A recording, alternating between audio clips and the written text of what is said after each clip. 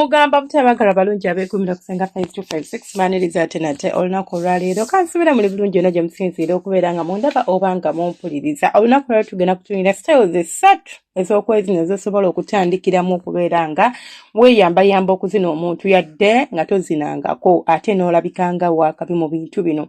Ebiseera ebisinga nga gwe omulundi gwe ogusooka okukola ekintu oba kwezina oba business oba ki kyona kyona kyekiri obeera bit nervous obeera tomanyi outcome kwagamba tobeera settled ng'omuntu amanyi kyagenda okukola kituufu kyo kiri nti oba totegeera kyogenda kukola wabula oba okirumba bulumbi olabe ng'okijjamu results ennungi. Style ki z'osobola oziniramu omukazi ezitagenda kufuula mujega oba ezitagenda kufuula awkward nga gwe omulundi gwe ogusooka okuzina emmana. Togenda ku styles zino ez'akabi, togenda ku styles zino ennene kubanga zigenda kusumbuwa. Jjukira toli comfortable, tobimanyi, you are naive, kati otandika okufigitingira ku mubiri gw'omukyala omuleetera okubeera nga n'appetite egenda nga n'okwetamwa akola ki yeetamwa. So gwe ng'omuntu ky'olina okubeera ng'okola kye ky'okubeera nti at least nkozesa styles zemanyi nti I can feel comfortable in them and very okay nga zizina zigenda kwestraininga nnyo sigenda kwetaaga maanyi mangi n'ebisigadde. Style esooka gye tugenda okutunuulira ye style eya missionary. Missionary ye style abasinga mwenna gye mwezina ffenna kabe mukyala nga gwe mulundi gwe ogusooka okuzinibwa ye style esinga okubeera ng'eyanguwa tekooya gwe omusajja tegenda kukumenya ate gwe omukazi tegenda kubanga naawe ekumenya. Okwata omukyala ne yeebaka n'atunula waggulu gwe n'omudda wansi ne yeebaka n'atunula waggulu gwe n'omwebakako waggulu n'omuyingira ng'omuyita waggulu. Eyo style nyangu nnyo kubanga omukyala ekisooka agenda kubeera comfortable engeri gy'aba yeebaseemu unless obuzibu bwenjagadde oba lwaki njogeddeko mba njagala mbabwire engeri gye tugikolamu. Abasajja abasinga naddala nga gwe omulundi gwe ogusooka ate nno munnange si naddala nti gwe omulundi gwe ogusooka olwo n'abasajja nga bakulu nga n'ebintu mubiruddemu naye nga temumanyi kuzina ka style ako ate nga kangu nnyo.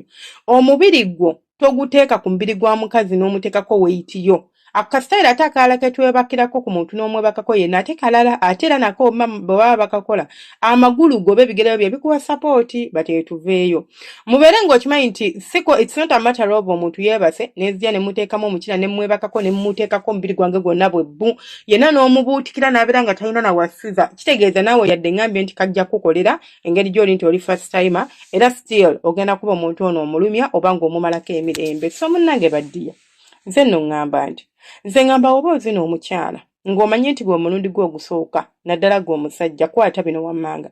Style ya missionary we tuba tugizina oba bw'oba ogizinamu omukazi tomwebakako wenna nti n'omwebakako n'omugwerako oba n'omuteekako omubiri gwo gwonna nedda mukwano. Omubiri oguwa space wabeerawo space wakati wo n'omubiri gw'omukyala ono nti woba omuyingira tomubuutikira oba tomuleetera kubeera nga n'okussa tassa kubanga omutaddeko omubiri gwe weight yo nayo ogikubye ku mubiri gwe. Ekyo kigenda muleetera okubeera nga ate tassa bulungi tawulira bulungi ekigenda okuleetera omubiri okwesiba n'okukakanyala abeere nga tasobola kuleeta mazzi. Ekintu kyonna ekireetera omukyala okubeera ng'ali uncomfortable mu kwezina kikaza emmana y'omukyala. Kitwala obwagazi ate obwagazi kasita bugenda emmana ekala. Kitegeeza oba tolina kyogenda funamu singa oba emmana ogizinye style eno oba oba emmana ogitambudde bw'oti. So amagulu go ge gakuwa support oba emikono gyo nti obeera ng'omuntu akuba press up. Oba okuba press up teweeyala wenna ku ttaka bwe bbu toddamu n'osituka nedda. Olina ka space ako k'okomawo n'obanga it's a lower pressure up nti ntuuka paka wansi but toteeka mu mubiri gwo ku ttaka. Kitegeeza omubiri gwe toguteeka ku mubiri gwa mukazi. Emikono gyo gino gye gikusupporting oba gye gikuwanirira then n'ebigere byo. Kaseera ak'okubiri ke tusobola okulabako ekabuzi. Kabuzi nayo nnyangu nnyo yadde erimu variations ez'enjawulo oba yadde erimu styles endala ez'enjawulo nga kabuzi naye nga erimu styles nga 10 ez'enjawulo. But gwe engeri gy'oli nti gwe omulundi gwe ogusooka kabuzi ogenda gikola in a very possible way ekwanguyira nti teweetaaga mukazi mustraininga nnyo oba mugamba nti giraba oti kubanga mugenda ne mulaba ebyo ebintu bya kinaaku kuba ne mulaba obutambi bw'okwezina. You consume a lot of unnecessary information. Kati n'oyagala oleete ogiteeke mu kikolwa oba ogiteeke mu reality oba ogiteeke mu practical ng'oli n'omwagalwawo naye ng'ate jjukira ebintu bino sigamba nti oli mumanyirivu nnyo mu byo. Omukiro ojja gukutwira bwereere Hulira ate togizinisa maanyi. Ebyo mulaba mu kinaaku kabirimu edit temubiraba nnyo. Omuntu yenna ng'oyagala okuyiga ensonga z'okwezina nze ekifo ekikyamu oba ekifo kye nandibadde siragirira muntu kuyigira mu kwezina kwe kugenda n'otandika okulaba obutambi bwa kinaakukka n'ogamba nti oba kye nandiise pon noga nti ogenda kulaba obwo obuntu mbojje oyiga okubeera ng'ozina emmana kikyamu nnyo nga gye nkomezza tolina kyogenda kufunamu. Omuntu nga yali azinyeko oba nga muzinyi ye asobola obbiraba n'abidifferentiating n'amanya n'abireka awo n'ajjamu kyajjeemu ebirala n'atatwala. Naye oba toli muzinyi ogenda oba nga tozinangako ogenda kwagala okupafekitinga ekintu ky'ogenda otambuliramu n'omukyalawo oba n'omwagalwawo. Ogenda kwagala okudisplayinga ekintu kino nga bw'okirabye eri mu butambi bw'okireete mu reality obeere nga naawe okituukiriza oba ng'okikola. Weya awo obuzibu obuviira kiba kikyamu oba tosobola kubeera ng'otuukiriza mu mbeera efaanaganako bw'etyo. So olina okubeera ng'omanya nti sobola kubeera nga nderivalinga oba nga nkola ekintu bwe kityo n'omanya w'olina okubeera nga okoma n'otereega nnyo n'otestressinga nnyo n'oteekooya nnyo bwe kituuka mu nsonga z'omukwano. Then ekirala kyo akasitayiri akalala k'osobola okuzina omukyala era akangwe nnyo nga gwe mulundi gwe ogusooka ye edge to bed. Styles nnyingi naye kaneno kangu kubanga omwami oyimirira wansi omukyala n'omusika n'ajja ku kitanda gye kikomera ddala then n'asitula amagulu ge n'agateeka mu kifuba kyo. Omanyi nga weebase n'owanika ebigere mu bbanga kati ebigere ebyo byabawanise mu bbanga birina kugenda mu kifuba kyo.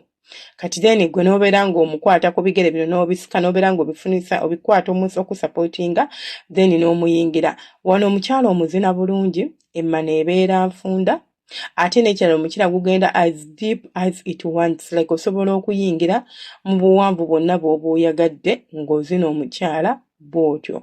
So kasitayiri ako kalungi osobola okagezaako n'ekirala oba osobola okukozesa ku mukono gwo ogumu n'oweeweeta ku ki n'oweeweeta ku nfuli n'oweeweeta ku musino gw'omukyala omukono oguyise eno bw'oti nga mu hips z'omukazi oba nga mu bisambi n'ojja n'oweeweetako ku musino ng'omukyala omuzina. Kiba kijja kumunyumira kijja kumutobya ate tajja kubeera ng'akala. Nabagambye ebitobya abakazi kwe okubeera nti sitayiro gy'omutaddemu erina engeri gy'emuleetera okuba nga tali comfortable teyeetaaya teyeeyagala tabitegeera.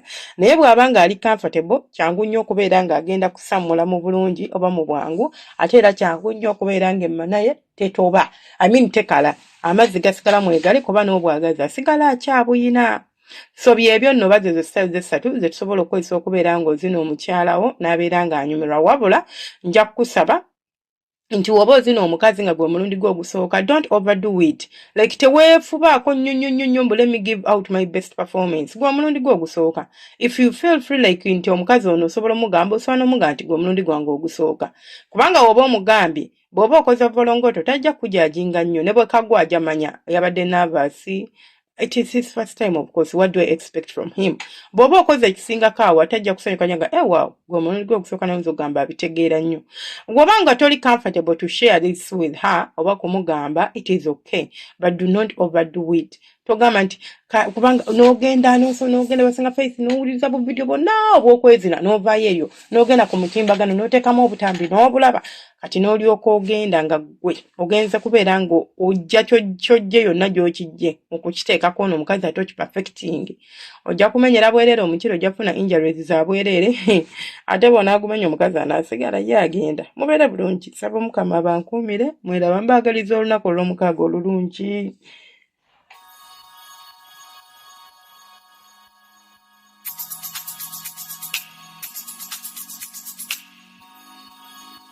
Yeah.